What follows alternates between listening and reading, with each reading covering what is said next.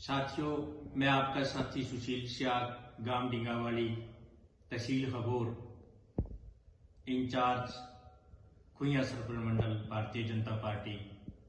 आजकल जो एक विवादित मुद्दा है उसके ऊपर मैं बात करना चाहूंगा कि पंजाब प्रदेश कांग्रेस कमेटी के अध्यक्ष राजा वड़िंग ने देश के पूर्व गृह मंत्री, महरूम गृह मंत्री माननीय सरदार बूटा सिंह के ऊपर उनकी जाति को लेकर बहुत ही निंदनीय टिप्पणी की है, जिसकी जितनी निंदा की जाए वो कम है।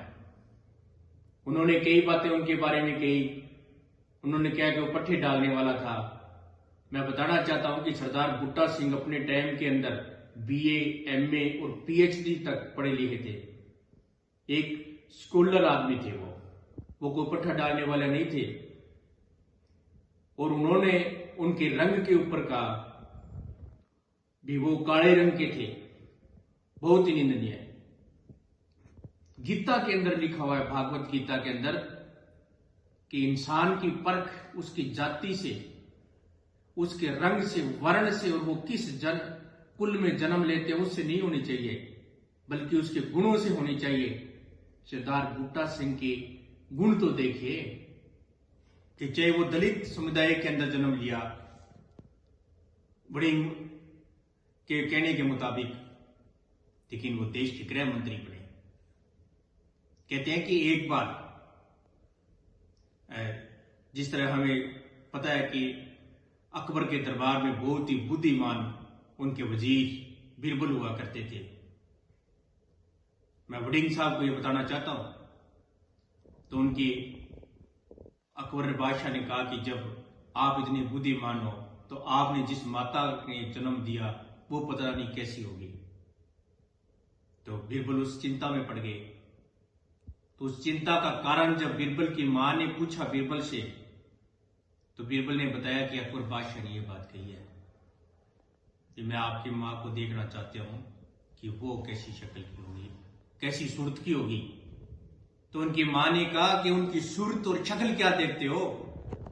अकबर बादशाह को यह कहना कि उनकी कोख की आप सराहना करो, जिसके अंदर बिरबल जैसा इंसान ने जन्म लिया। हमें सरदार बूटा सिंह जी के गुणों को देखना चाहिए, उनके रंग, वर्ण, जाति और वो किस समुदाय में जन्म हुआ, ये गुण है। शास्त्रों के अंदर लिखा हुआ है कि जाति न पूछो सादगी, पूछ लीजिए ज्ञान, मोल करो तलवार का। अरे धरी रहने दो म्यान। यदि हम असल सिख धर्म के अनुयायी है तो सिख धर्म में क्या लिखा है? जाति का वहां पर कोई नाम ही नहीं। गुरु गोविंद सिंह जी ने कहा है कि ये गरीब सिंगन को मैं दूं पातशाही, रंगरेटा गुरु का बेटा। आज में एक बात मेरे दिल को ठेस पहुंची कि सिर्फ बूटा सिंह के मामले में, सरदार बूटा सिंह जी के मामले में सिर्फ एससी समुदाय के लोग ही ऐतराज उठा रहे हैं, कोई और समुदाय से नहीं आया।